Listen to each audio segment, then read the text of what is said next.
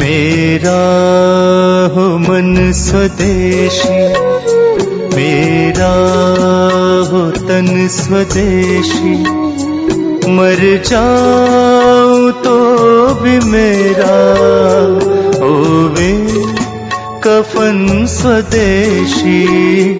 ये चूना बहुत अच्छी दवा है हमारे घर के उन सब बच्चों के लिए जिनकी लंबाई नहीं बढ़ रही है। अगर ऐसे बच्चे आपके घर में हैं जिनके बारे में आपको लगता है कि लंबाई नहीं बढ़ रही है, इनको नियमित चूना खिला दीजिए, गेहूं के दाने के बराबर, साल भर खिला दीजिए, लंबाई बहुत बढ़ेगी। जो घर में ऐसे बच्चे हैं जिनकी बुद्धि कम है, मतिमंद बच्चे जिनको हम कहते हैं, मेंटली रिटार्डेड, उन सब बच्चों की सबसे अच्छी दवा ये चूना। 2-3 साल लगातार खिलाइए, गेहूं के दाने के बराबर, दही में नहीं तो पानी में, नहीं तो दाल में। हमारे घर में माताएं हैं जिनकी उम्र 50 वर्ष हो गई है, और जिन माताओं की उम्र 50 वर्ष हो जाती है उनका मासिक धर्म बंद होता है, मासिक चक्र बंद होता है। फिर वो माताओं को जितनी तकलीफें होती हैं मासिक चक्र बंद होने से, उनकी सबसे अच्छी दवा ये चूना ही है। आप उनको कहिए रोज चूना खाएं, गेहूं के दाने के बराबर।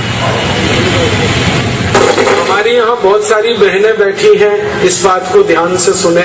घर में हमारी सभी बहनें और माताएं जो मासिक धर्म की समस्या से परेशान हैं, उनका मासिक धर्म समय से नहीं आता है तो बहुत खून आता है, या उसमें कई बार समय बहुत लगता है।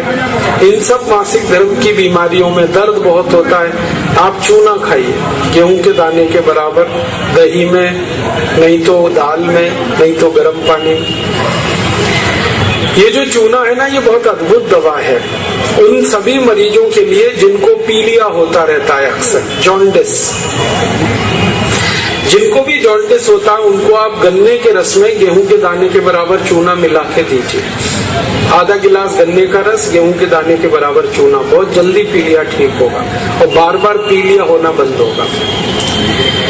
ये जो चूना है ना, ये नपुंसकता की बहुत अच्छी दवा है। अगर कोई पुरुष ऐसा है जिसके वीर्य में शुक्राणुओं की संख्या एकदम नील है या बिल्कुल कम है, उनको आप चूना खिलाइए। 2-3 साल चूना दीजिए उनको गन्ने के रस में, वीर्य में शुक्राणुओं की संख्या बढ़ेगी। ऐसी कई माताएं जिनके शरीर में अंडे नहीं बनते, ओव्यूलेशन का उनका गड़बड़ी है, उनको आप चूना खिलाइए, बहुत जल्दी उनकी बीमारी ठीक हो। ये जो चूना है ना, आपके रीढ़ की हड्डी में कहीं कोई तकलीफ आ जाए, जैसे कई बार रीढ़ की हड्डी का जो लंबर रीजन है, इसमें गैप आ जाता है, L1, L2, L3, L4 के बीच में गैप आ जाता है, इसको ठीक करने की ताकत चूने में ही है। चूना खाइए। कभी हड्डी क्रैक हो जाए तो हड्डी को जोड़ने की सबसे ज्यादा ताकत चूने में, चूना खाइए। एड़ी की दर्द है, पैर की एड़ी का दर्द है, चूना खाइए, ठीक होगा। पंजों में दर्द है, चूना खाइए, ठीक हो। आपके दांत में अक्सर ठंडा गर्म पानी लगता है तो आप चूना खा लीजिए, बिल्कुल ठीक हो जाए। दांत में कीड़े बहुत लगते हैं, चूना खाइए, नहीं लगेंगे। दांत हिलते हैं, कमजोर हैं, चूना खाइए, मजबूत हो जाए। ये एक चूना 70 बीमारियों में काम आता है, 70। और ये ईश्वर ने हमें सबसे ज्यादा दिया है, 70 बीमारियों में काम आता है। आप कभी भी इसको याद रखिए। मैं सबको यही कहता रहता हूं कि आप चूना खाइए, चूना लगाइए मत कभी किसी को। ये चूना लगाने के लिए नहीं है, खाने के लिए।